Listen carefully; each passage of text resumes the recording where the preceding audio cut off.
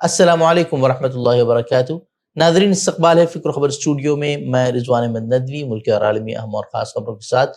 تو ناظرین، اس وقت کئی ساری اہم خبریں جو آپ کے سامنے رکھی ہیں غزہ کے تعلق سے بھی، اور ٹرمپ کا جو بیان سامنے آیا ہے اسرائیل کی حمایت میں وہ کس طریقے کا ہے، اور اقوام متحدہ کیا کر رہا ہے، اور اس کے ساتھ ہی گجرات میں UCC نافذ کرنے کی کس طریقے سے تیاریاں ہو رہی ہیں، اور UP کی اگر بات کریں تو وہاں کیا حالات ہیں، اور آسام میں مسلم مخالف کارروائیاں کس طریقے سے کی جا رہی ہے حکومتی نگرانی میں، تو یہ بھی آپ کے سامنے رکھیں گے۔ اور اس کے ساتھ اور بھی مزید اہم خبریں ہیں، تو تمام خبروں کے لیے دیکھتے رہیے خبرنامہ۔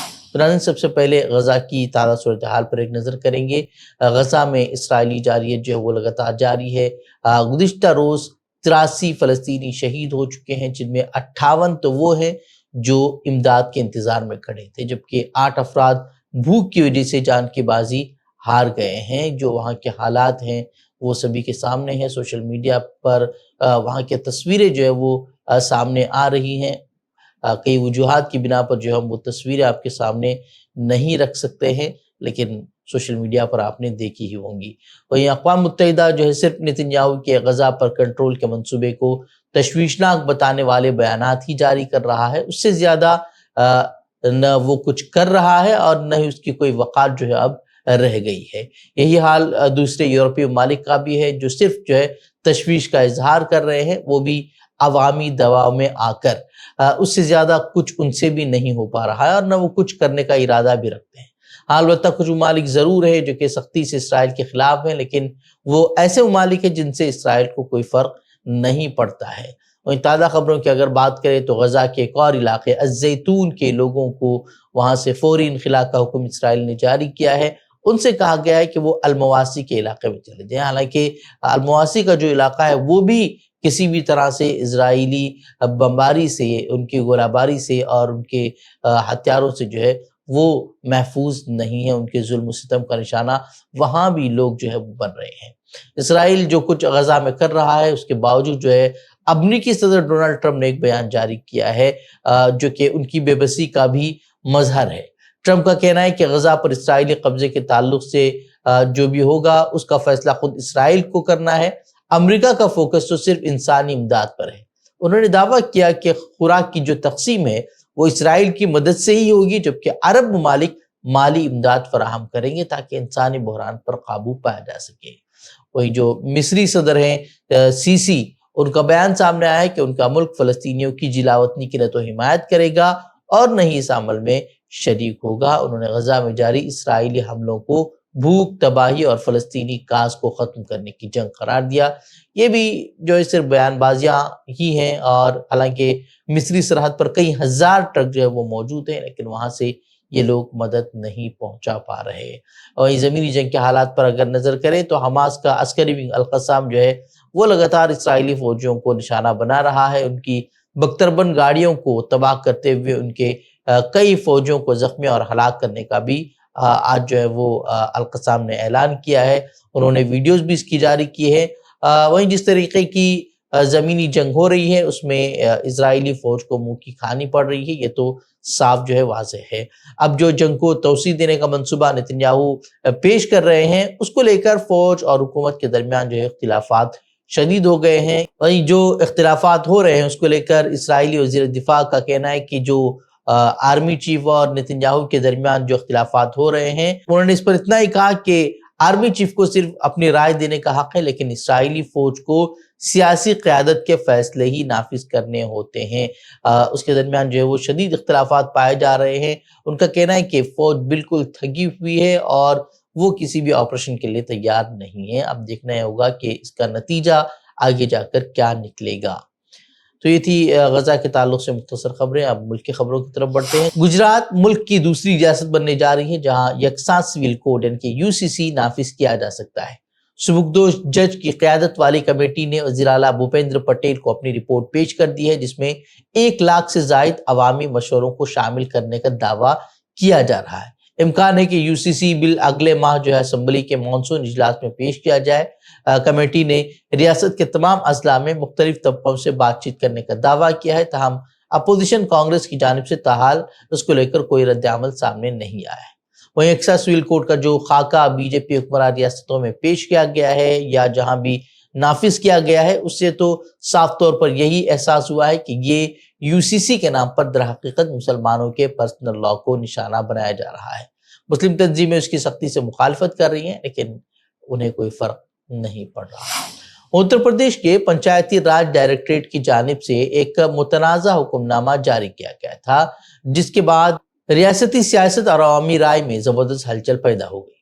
29 جولائی کو یہ حکم جاری کیا گیا تھا، جس میں تمام ضلع مجسٹریٹس کو ہدایت دی گئی تھی کہ وہ دیہی علاقوں میں گرام سبھا کی زمینوں پر یادو اور مسلم مذہب سے تعلق رکھنے والوں کے مبینہ غیر قانونی قبضے کے خلاف مخصوص مہم چلائے۔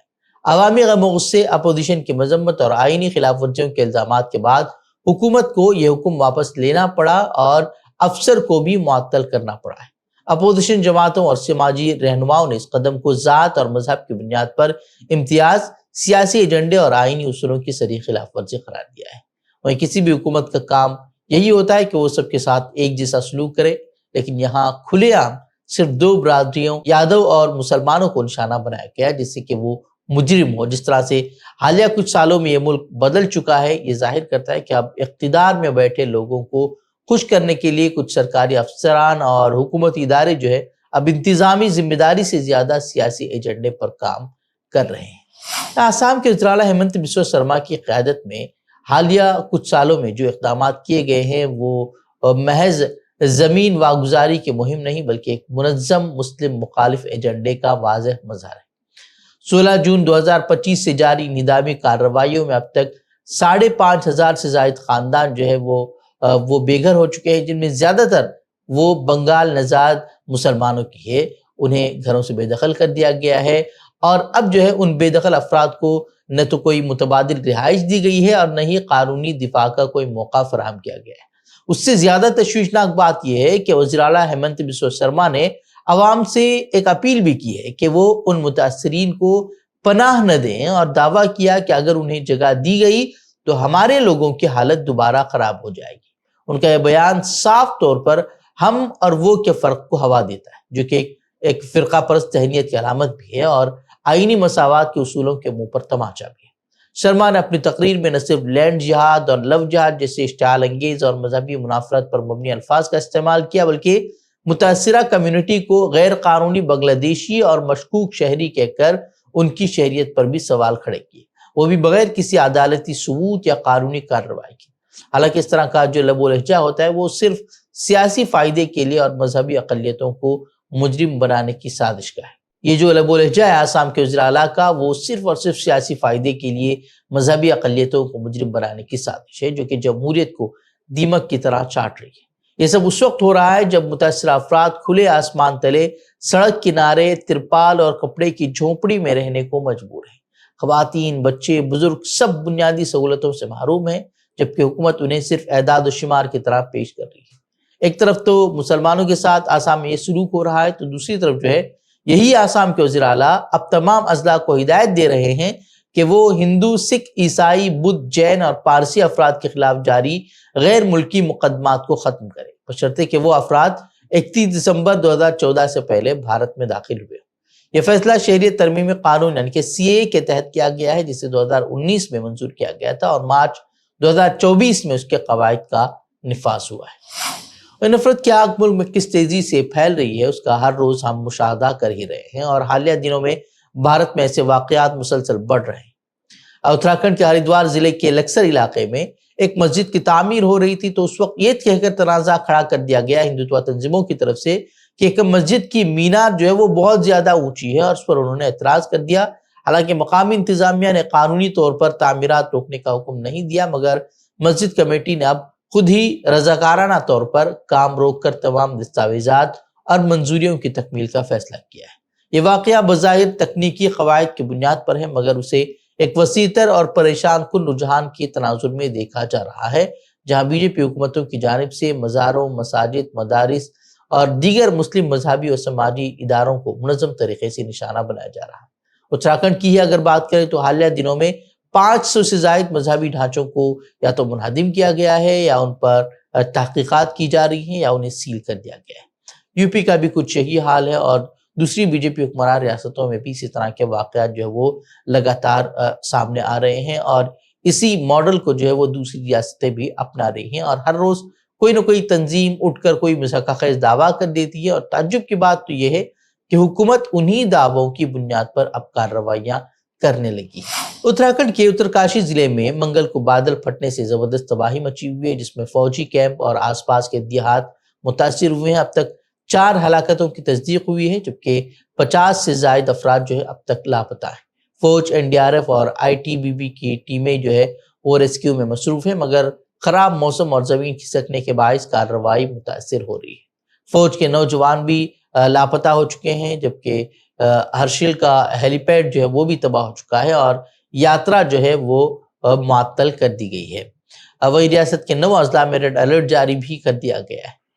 بہار میں ووٹر لسٹ کی خصوصی گہری نظر ثانی یعنی کہ SIR کے تحت الیکشن کمیشن نے 65 لاکھ ووٹروں کے نام ڈرافٹ لسٹ سے خارج کر دیے ہیں، جس پر شدید سیاسی و قانونی ہنگامہ جاری ہے۔ ایسوسی ایشن فار ڈیموکریٹک ریفارمز یعنی کہ ADR نے سپریم کورٹ میں عرضی دائر کر کے کمیشن سے مطالبہ کیا ہے کہ وہ خارج کیے گئے ووٹروں کی اسمبلی حلقہ بوتھ وائز تفصیلات اور وجوہات جیسے کہ موت، منتقلی یا ڈپلیکیسی وہ عوام کے سامنے رکھے۔ معاملے کی سماعت اب 12 اگست کو ہونے والی ہے۔ الیکشن کمیشن کے مطابق تقریباً 7 کروڑ 89 لاکھ ووٹروں میں سے 7 کروڑ 24 لاکھ ووٹر کی تصدیق ہو چکی ہے، جبکہ باقی کو خارج کیا گیا ہے۔ مہاراشٹر میں بی جے پی کی سابق ترجمان آرتی ساٹھے کی بطور بمبئی ہائی کورٹ جج تقرری پر سیاسی ہلچل مچی ہوئی ہے۔ اپوزیشن جماعتیں، خاص طور پر NCP شرد پوار گروپ نے اس فیصلے پر سخت اعتراض کرتے ہوئے اسے عدلیہ کی غیر جانبداری پر براہ راست حملہ قرار دیا ہے۔ رہنما روہت پوار نے کہا کہ کسی سیاسی ترجمان کو جج مقرر کرنا اختیارات کے علیحدگی کے آئینی اصول کی کھلی خلاف ورزی ہے۔ انہوں نے حکومت سے مطالبہ کیا ہے کہ اس تقرری پر نظر ثانی کی جائے۔ دوسری طرف بی جے پی کا موقف ہے کہ آرتی ساٹھے نے جج بننے سے پہلے پارٹی ترجمان کے عہدے سے استعفیٰ دے دیا تھا، اس لیے اس پر سوال اٹھانا غیر ضروری۔ عدلیہ کا مطلب صاف ہے کہ وہ انصاف دینے والا ادارہ ہوتا ہے جو سب کے لیے ایک جیسا فیصلہ کرے، بغیر کسی دباؤ، جانبداری یا سیاسی جھکاؤ کے۔ لیکن حالیہ برسوں میں دیکھا گیا ہے کہ کچھ ججوں کے فیصلے اور ان کی تقرریاں ایسے سوال کھڑے کر رہی ہیں جن سے عدلیہ کی غیر جانبداری پر جو ہے وہ شک پیدا ہوتا ہے۔ آرتی ساٹھے جو کہ کچھ وقت پہلے بی جے پی کی ترجمان تھی، اب بمبئی ہائی کورٹ کی جج بن گئی ہے۔ سوال یہ ہے کہ جو شخص کل تک کسی پارٹی کا چہرہ تھا، کیا وہ آج یکدم غیر جانبدار ہو سکتا ہے؟ کیا وہ ہر کیس میں، خاص طور پر حکومت سے جڑے معاملوں میں، بغیر کسی دباؤ کے فیصلہ دے سکتا ہے؟ عوام کے ذہن میں یہ خدشہ آنا جو ہے وہ فطری بات ہے۔ آخر میں یہی کہا جا سکتا ہے کہ انصاف کا نظام صرف درست ہونا کافی نہیں، اسے درست نظر بھی آنا چاہیے۔ سپریم کورٹ کے جسٹس دیپانکر دتا نے گزشتہ روز راہل گاندھی کے ایک معاملے پر سماعت کرتے ہوئے یہ تک کہا تھا کہ اگر وہ سچے ہندوستانی ہوتے تو یہ بات نہیں کہتے۔ ان کے اس تبصرے کو لے کر اب سیاسی اور عوامی سطح پر شدید رد عمل سامنے آ رہے ہیں۔ پارلیمنٹ میں انڈیا اتحاد کی میٹنگ میں اس تبصرے کو غیر ضروری اور جمہوری اقدار کے خلاف قرار دیا گیا ہے۔ اس بیچ کانگریس کی رہنما پرینکا گاندھی نے بھی کہا کہ یہ ججوں کا کام نہیں ہے کہ وہ طے کریں کہ کون سچا ہندوستانی ہے۔ سوشل میڈیا پر بھی جسٹس دتا کے ریمارکس کو عدلیہ کے حدود سے تجاوز مانا جا رہا ہے۔ آپ کو بتا دیں کہ راہل گاندھی نے بھارت جوڑو یاترا کے دوران اروناچل پردیش اور گلوان میں چین کی در اندازی پر حکومت سے سوالات کیے تھے۔